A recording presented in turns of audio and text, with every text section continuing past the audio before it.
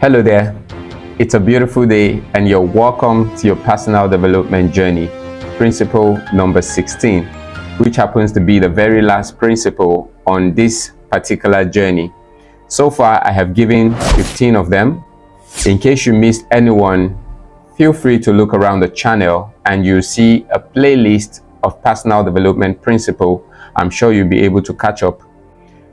Whatever you do, just make sure that you pay close attention to these principles as they will present to you the reality, the fact, and the basis of the concept of personal development. Okay?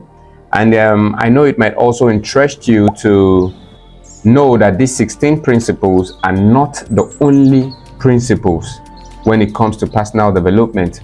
As a matter of fact, the 16 principles were gotten from a single source, which is Greg Swanson's 16 Principles for Personal Growth and Development. I consider them to be very comprehensive. That's why I decided to work on them. Okay? But hey, principles are simply facts and conditions that are devoid of individual or subjective distortions to guide you. So I know as you go deep, get deeper into the journey of personal development, I'm sure you'll be able to come across some other principles or even create some for yourself.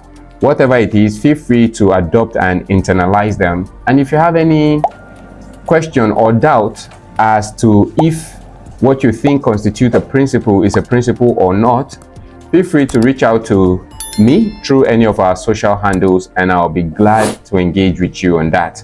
Okay? So let's move on.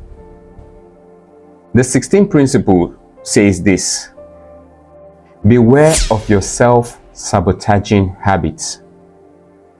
You are often the only obstacle standing in your way.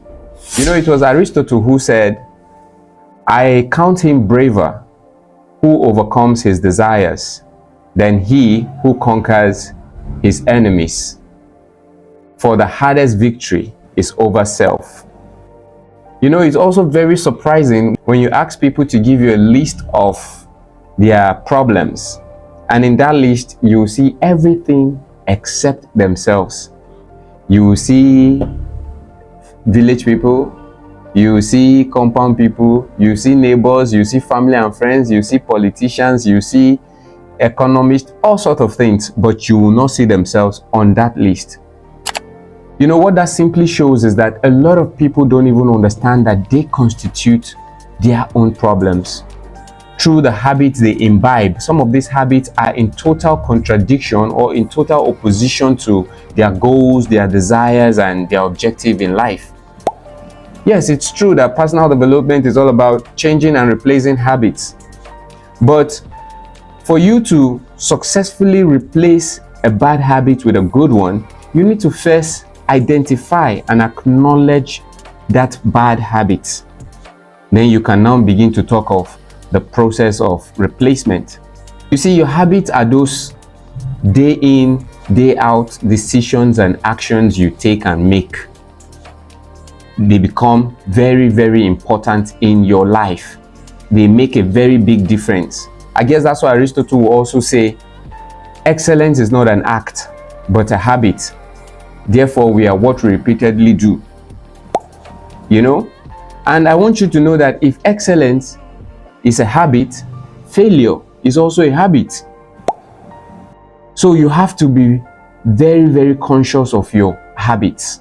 The things you do day in and day out. They are the little things that create your big future. That is it based on this principle. I'm sure you must have gotten the take home here. We've also come to the end of this particular phase of this journey. The next phase we'll be going into is the phase of the process of personal development, where we will talk about practically, if you go into personal development, what are you to do? What are you to expect?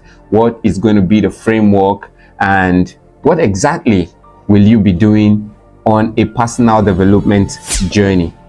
What is expected of you? That's what the phase is going to be. And I would implore you to stay tuned to the channel because it's going to be educative and all of that. So God bless you. Have a wonderful day. And don't forget to subscribe to the channel, click on the notification bell, and if you're watching from Facebook, also like and share the video